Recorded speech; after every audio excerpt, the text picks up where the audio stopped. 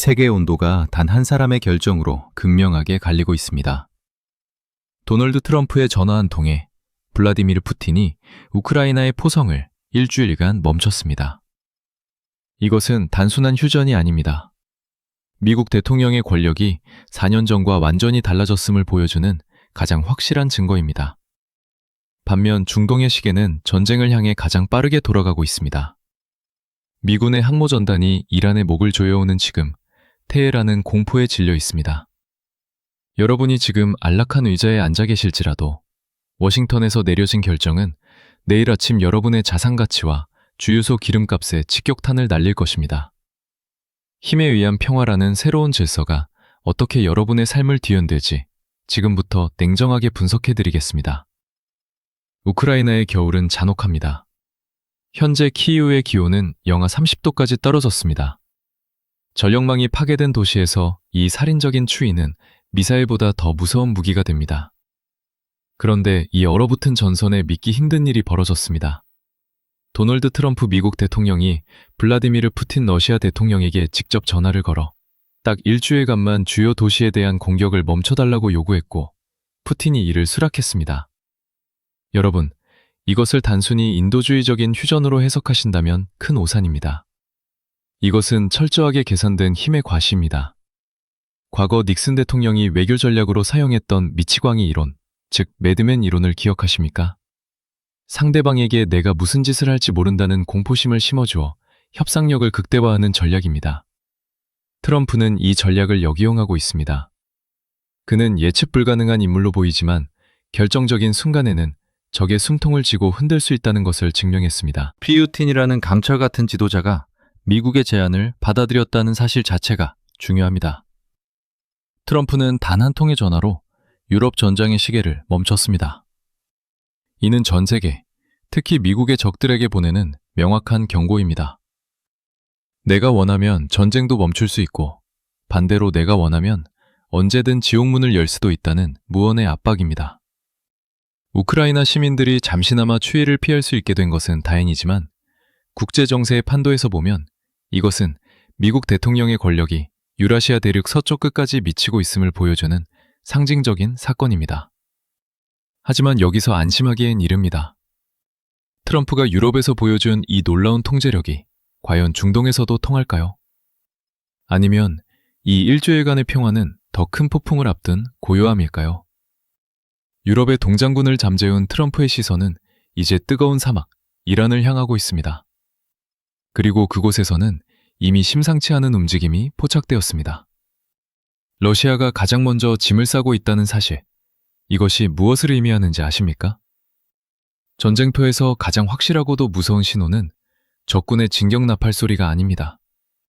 바로 믿었던 아군이 짐을 싸서 조용히 사라질 때입니다.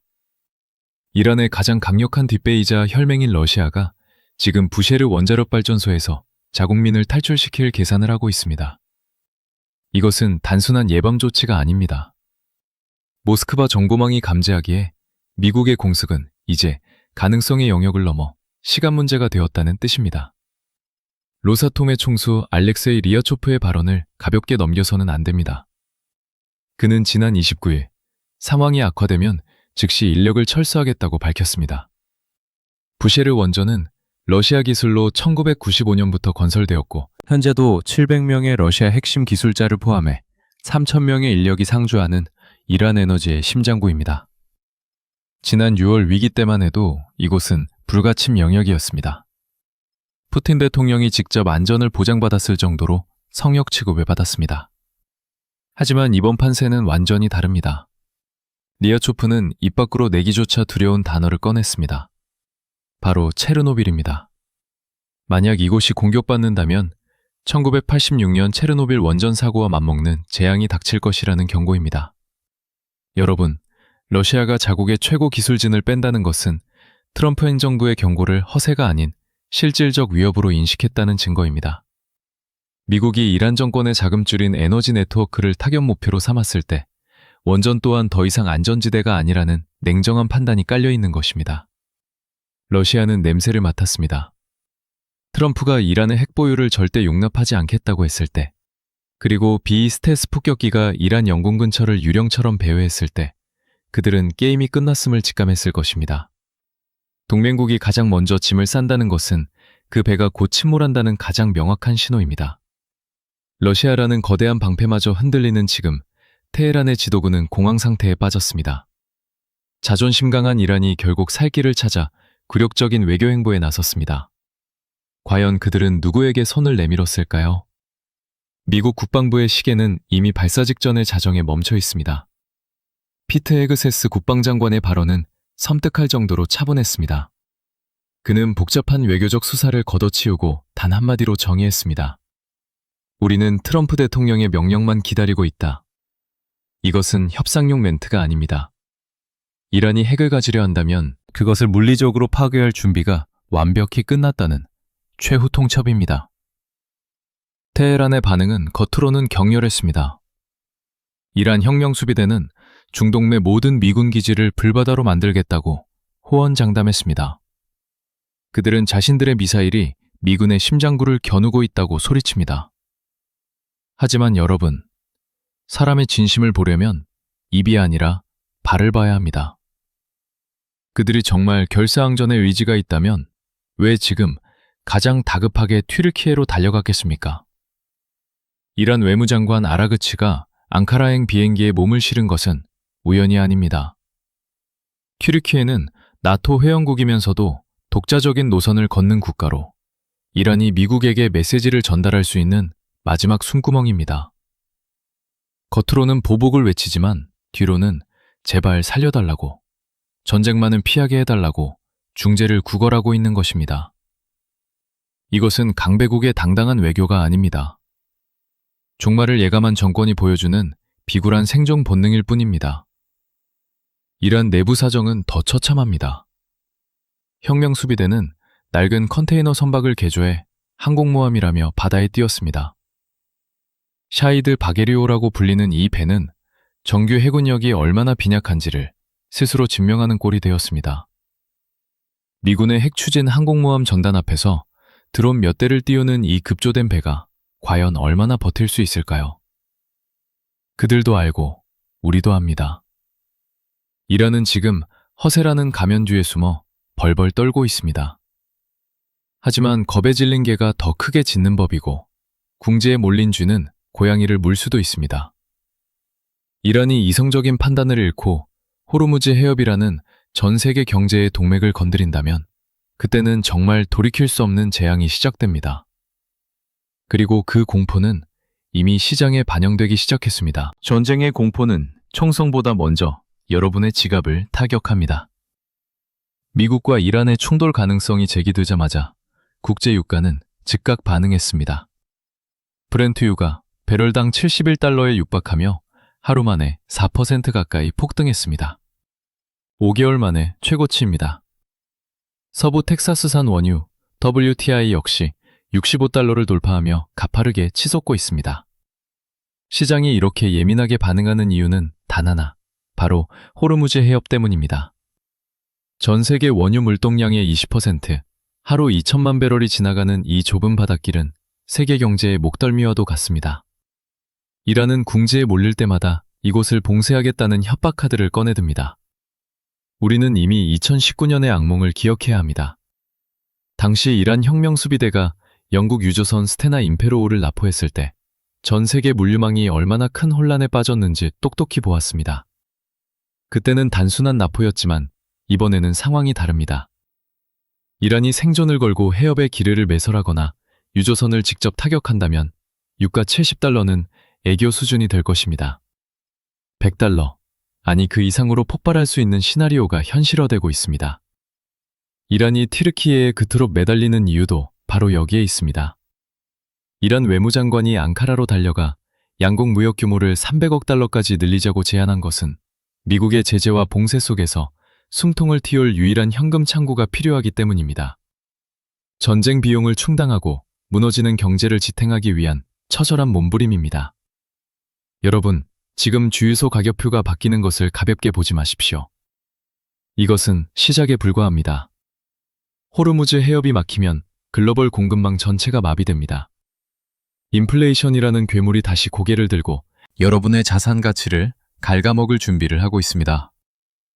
바다가 이렇게 요동치는 사이 우리의 머리 위 하늘에서는 또 다른 종류의 위협이 소리 없이 떨어지고 있습니다. 이번에는 미국의 통제가 닿지 않는 통제 불능의 파편들입니다. 지금 아시아의 하늘은 두 가지의 극단적인 현실을 보여주고 있습니다. 한쪽에서는 정밀하게 통제된 최첨단 살상 무기가 질서정연하게 배치되고 있고, 다른 한쪽에서는 통제력을 상실한 거대한 고철 덩어리가 민간인의 머리 위로 쏟아지고 있습니다. 중국이 쏘아 올린 로켓 ZQ-3RB의 잔해가 지금 유럽 상공을 위협하며 추락하고 있습니다. 길이 13m, 무게 11톤에 달하는 이 거대한 금속 쓰레기는 어디로 떨어질지 아무도 모릅니다. 이것은 단순한 사고가 아닙니다. 베이징이 자랑하던 우주굴기의 민낯입니다. 그들은 속도전에만 치중한 나머지 안전하게 폐기하거나 회수할 기술적 역량은 갖추지 못했음을 전 세계에 생중계하고 있는 꼴입니다. 11톤짜리 파편이 덴마크나 발트의 연안 국가에 떨어진다면 그것은 단순한 낙하물이 아니라 외교적 폭탄이 될 것입니다. 반면 일본 아오모리현 미사와 공군기지의 풍경은 정반대입니다. 미군은 이곳에 최신의 스텔스 전투기 F-35의 48대를 영구 배치하기 시작했습니다. 기존의 F-16을 대체하는 이 움직임은 그저 기종 교체가 아닙니다. 동북아시아의 제공권을 완벽하게 장악하겠다는 미국의 선전포고입니다. 이것이 얼마나 무서운 전력이냐 하면 일본 해상자위대가 보유한 이즈모급 경항모의 F-35B, 그리고 지상에서 하늘을 감시하는 이지스 어슈어 시스템과 결합되었을 때 비로소 그 진가가 드러납니다. 하늘, 바다, 땅이 하나의 거대한 네트워크로 연결되어 중국이 자랑하는 제220이나 제235가 이륙하기도 전에 탐지하고 경멸할 수 있는 투명한 감옥을 만드는 것입니다. 중국은 자신들의 로켓 하나도 제대로 통제하지 못해 전전긍긍하고 있지만 미국과 일본은 제1열도선이라는 거대한 방어선을 감철같이 다지고 있습니다. 이것이 바로 질서와 혼란의 차이입니다. 여러분, 하늘에서 떨어지는 중국산 파편을 피할 것인가? 아니면 미국이 만든 강력한 우산 아래에 머물 것인가? 답은 이미 나와 있습니다. 세계는 지금 워싱턴을 중심으로 거칠게 재편되고 있습니다. 우크라이나의 동장군을 잠재운 트럼프의 전화 한 통, 짐 싸는 러시아, 두려움에 떠는 이란, 그리고 통제불능의 기술적 한계를 드러낸 중국. 이 모든 퍼즐 조각이 가리키는 방향은 단 하나입니다.